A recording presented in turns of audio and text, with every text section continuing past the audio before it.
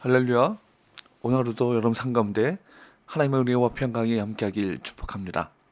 오늘 마가복음 2장 23절부터 3장 6절까지 말씀을 가지고 사람을 우선시하고 선을 행하는 안식일이라는 제목으로 하나님의 말씀을 함께 살펴보기 원합니다.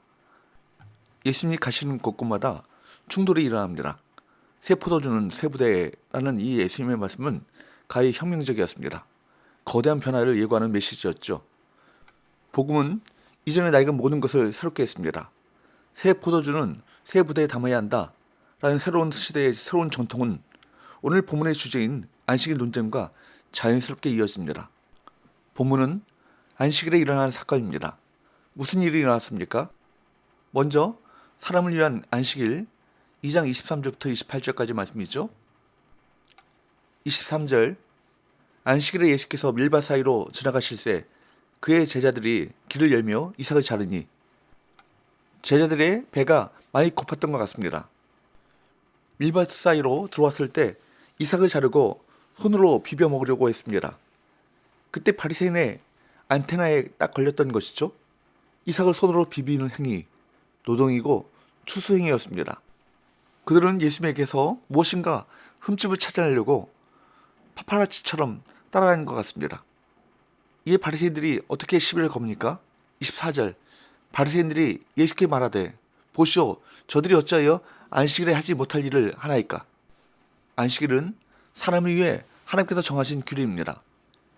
유대인들은 안식일을 날들 중에 날이라 부르면서 그 날을 거룩하게 지키기 위해 39가지 금시 사항을 만들었습니다. 그 중에서 추수하지 말라라는 조항이 있었던 것이죠. 25절 26절 예수께서 이르시되 다윗이 자기와 및 함께한 자들이 먹을 것이 없어 시장할 때 한 일을 잃지 못하였느냐. 그가 아비아달 대제사장 때에 하나님의 전에 들어가서 제사장 외에는 먹어서는 안 되는 진설병을 먹고 함께한 자들에게도 주지 아니하였느냐. 다윗이 사울에게 쫓겨 달아나다가 노베 있는 성막 근처를 지나가게 됐습니다.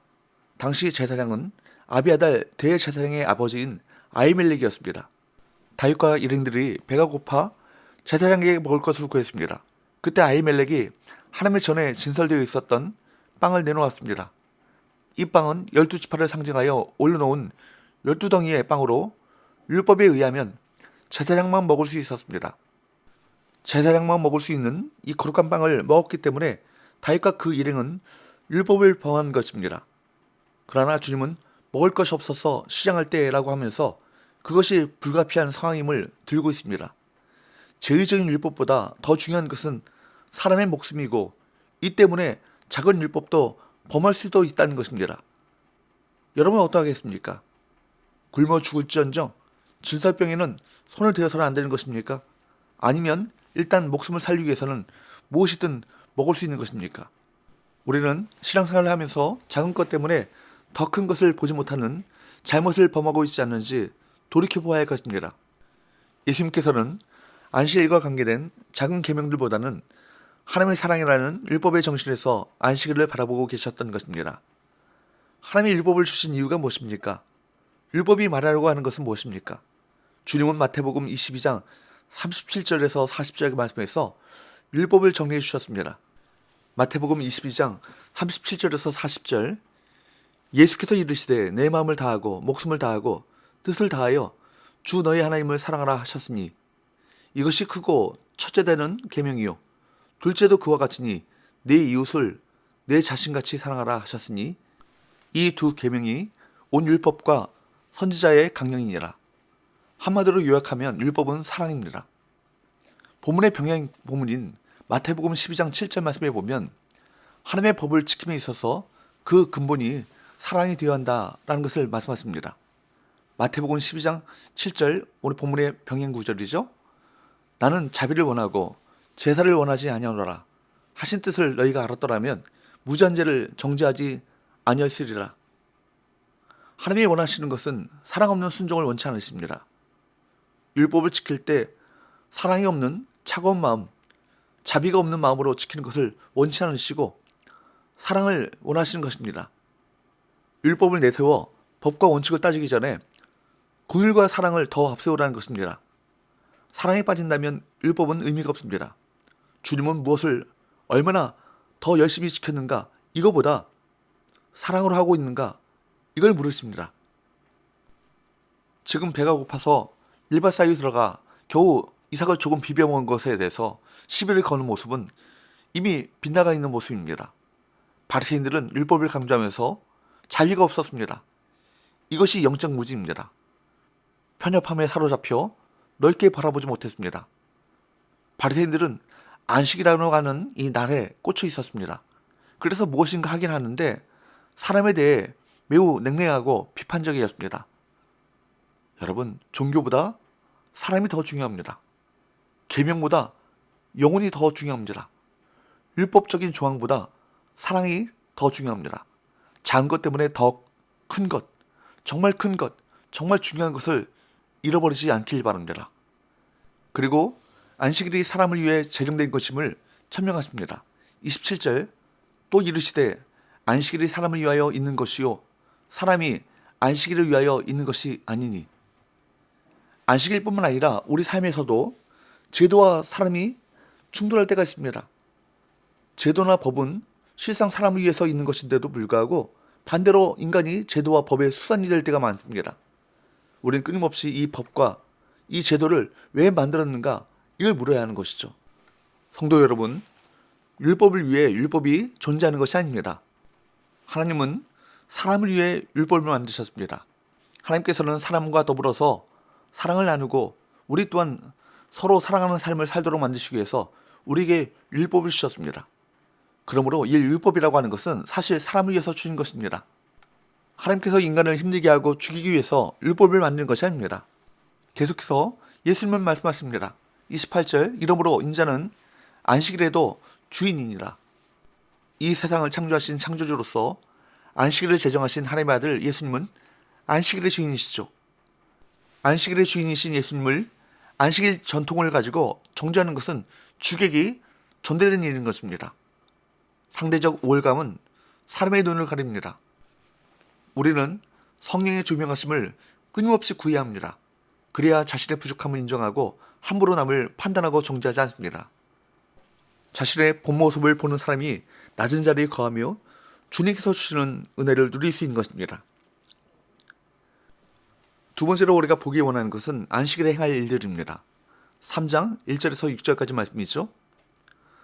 3장 1절에서 2절, 예수께서 다시 회당에 들어가시니 한쪽 손 마른 사람이 거기 있는지라. 사람들이 예수를 고발하려 하여 안식일에 그 사람을 고치시는가 주시하고 있거늘. 안식일에 예수께서 회당에 들어가시자 고발하려고 하는 무리들이 예수님의 행동을 지켜보고 있습니다.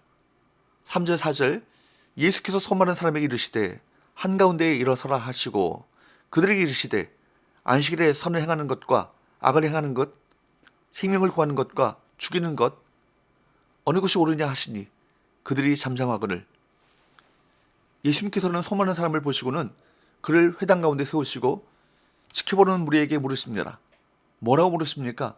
4절 말씀에 보면 안식일에 선을 행하는 것과 악을 행하는 것, 생명을 구하는 것과 죽이는 것 어느 것이 옳으냐? 주님의 이 말씀은 유대인들에게 도전하는 것이었습니다. 그러나 사람들은 아무 말도 하지 않고 잠잠했습니다. 대답할 수가 없었겠죠. 그들의 관심은 사람의 생명을 구할 것인가 아니면 죽일 것인가 혹은 선을 행하는 것, 악을 행하는 것 이런 문제가 아니었기 때문입니다. 단지 예수님을 고소할 비밀을 잡으려고 했던 것이죠. 5절, 그들의 마음이 완악함을 탄식하사 노하심으로 그들을 둘러보시고 그 사람에게 이르시되 내 손을 내밀라 하시니 내밀매 그 손이 회복되었더라. 예수님은 분명한 답을 알고도 완악함으로 침묵해버리는 무리를 향해서 탄식하십니다. 손 많은 사람, 지금 그에게 당장 필요한 것은 손을 펴도록 도와주어서 살게 만들어주는 것입니다. 예수님은 안식일을 범한 자라는 오해를 받으면서도 이 한 사람의 고통과 아픔을 보시고 그를 향한 사랑을 보여주셨습니다. 욕을 먹으면서도 또한 율법 조항에 걸려서 고소당할 것을 아시면서도 우리 주님은 이 한 사람의 고통을 결코 외면하지 않으셨습니다. 이것이 주님의 사랑입니다. 그리고 예수님께서는 그 사람에게 내 손을 내밀라 라고 말씀하십니다. 손보는 사람은 자신의 손을 주님 앞에 내밀었습니다. 손을 내밀자 그 손은 즉시 회복됩니다. 6절, 바리새인들이 나가서 곧 헤롯 당과 함께 어떻게 하여 예수를 죽일까 의논하니라. 바리새인들의 마음은 교만으로 가득 차 있었습니다. 그 교만의 결과로 완악한 모습을 보이는 것입니다. 결국 그들은 예수님을 죽이기로 마음을 모으고 의논하기에 이릅니다. 자꾸만 잘못된 길을 향해 나아가는 사람들을 향해 우리가 가져야 할 마음은 안타까움입니다. 안타까운 마음을 가지고 그들이 깨닫고 돌이키기를 기도할 것입니다. 우리 그리스도인들은 자기 의를 철저하게 배격해야 합니다. 자기 의가 주는 상대적 요월감 조심해야 하죠. 사랑하는 여러분, 가난한 심령으로 겸손한 마음을 가지고 은혜를 사모하시기 바랍니다. 항상 오르신 주님의 말씀에 우리 신앙을 교정하며 맞춰가야 할 것입니다. 함께 기도합시다. 하나님 아버지, 율법의 자구에 연연한 나머지 율법의 정신을 잊고 살아가고 있지 않은지 우리 자신을 돌아봅니다. 하나님의 뜻이 무엇인지 늘 분별하게 하시고 율법의 정신인 의와 사랑을 실천하는 삶을 살아가게 하여 주옵소서. 전통과 관습에 매여 습관적인 종교생활을 하는 것이 아니라 주님 뜻을 따라 선을 행하고 생명을 살리는 일에 항상 힘쓰게 하여 주옵소서. 예수님의 거룩하신 이름으로 기도하옵나이다. 아멘.